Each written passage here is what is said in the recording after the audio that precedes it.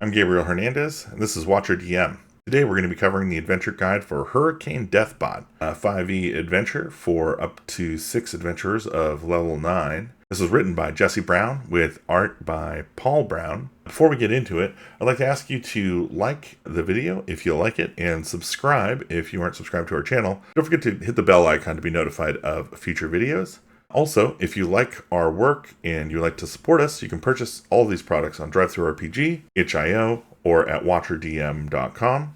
Or you can go join our Patreon, where for a couple bucks a month, you can get free content and our entire back catalog. And we're going to continue to improve these as we go forward, so look out for that. All right, let's get right into it.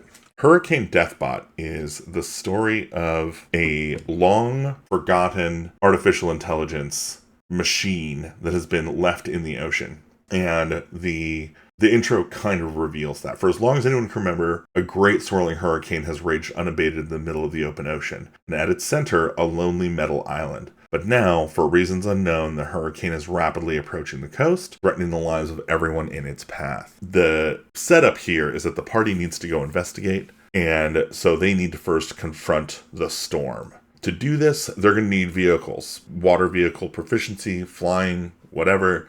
If they're flying, make sure they're dealing with the storm. This should just be them interacting for a couple of rounds with the storm before they can engage with the golem. Area 1 is the golem, so this is just them interacting for the first time with the actual outer casing of the machine. And the way that I like to describe this is it is gargantuan. It kind of fills their vision. It is standing waist deep in the ocean. And yeah, it has a bowl-shaped head with 9 eyes. And a couple of them shoot lightning lasers. And it's just a big red iron bowl. It's made of black metal, resembles a humanoid with a huge aurochs head upon its shoulders. When it detects the PCs, its eyes glows red and begins firing a rhythmic barrage of ocular lasers. So this is effectively the sunbeam spell, which will largely take out the ship, whatever they're on, and force them to kind of get onto the structure. It operates effectively like an iron golem, except it has lightning absorption instead of fire absorption. So it's continuously being healed by the lightning coursing through it from the storm. Basically, if they do any damage, just reflect that it is repaired immediately. And then, the party can hop inside Area 2. They can get entered to Area 2 by forcing open the door or with some other means once inside the door is open. Okay, so inside the golem, they're going to interact with Kusariku, is the ancient golem's name. This is the AI. And this area is what you would expect from the inside of a golem. It's crisscrossed with metal walkways. It's illuminated by intermittent flickering of lightning energy carried through the huge conductor cables. And it's full of the screams of heavy machinery. Arachnotechs, which are tiny arachnid constructs, are skittering around across every surface, performing ongoing maintenance to keep everything running smoothly. They'll basically ignore everyone.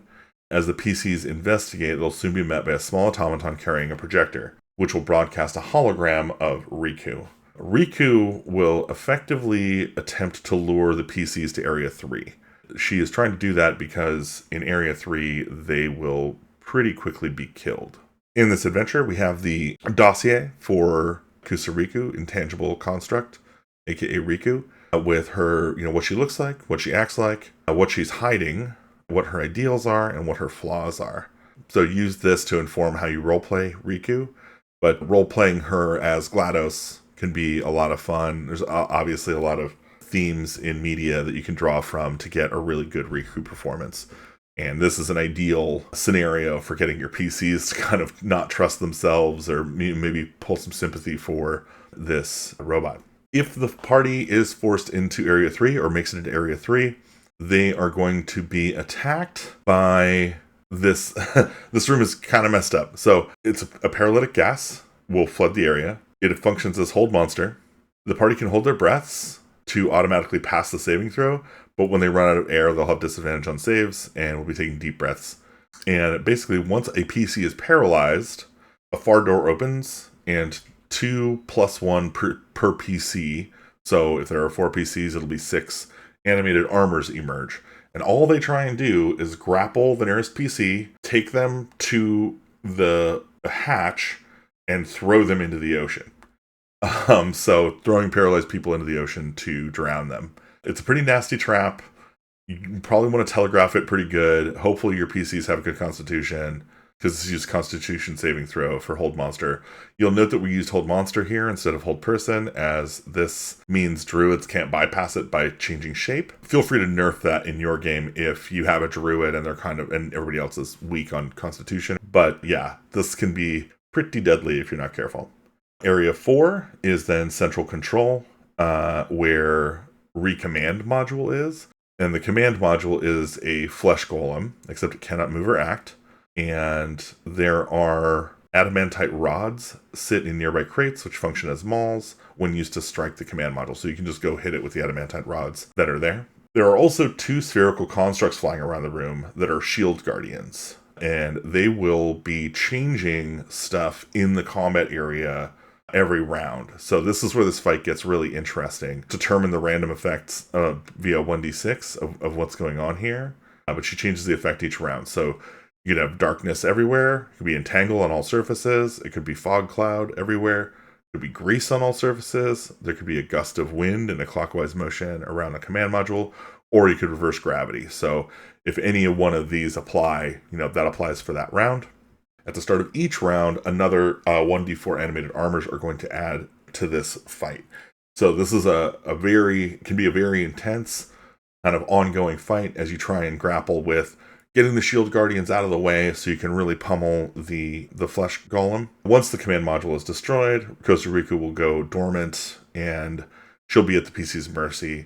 She's just really inside of a sphere that houses her consciousness, and you can get a reward. So Riku believes the PCs intend to inflict some horrible fate upon her, which is probably not wrong. She will be distrustful, but otherwise the party can get an apparatus of the crab from this adventure as kind of their reward, which, if you have never seen it, is one of the kind of wilder magical items in the Dungeon Master's Guide. So go ahead and look up apparatus of the crab. And yeah, that's, of course, the party can go back and probably ask for a reward for saving the town that was in the path of this terrible calamity. So don't forget, play that in. And yeah, this adventure is a lot of fun to play. It is pretty challenging, so 9th level is a good place for it. And yeah, if you have any experience, playing this game and you want to share your story, please sound off in the comments below. Otherwise, if you think we did a terrible job at this adventure and you want to tell us how bad we did, we'd love to hear that too. I hope to see you at the next one, and stay weird.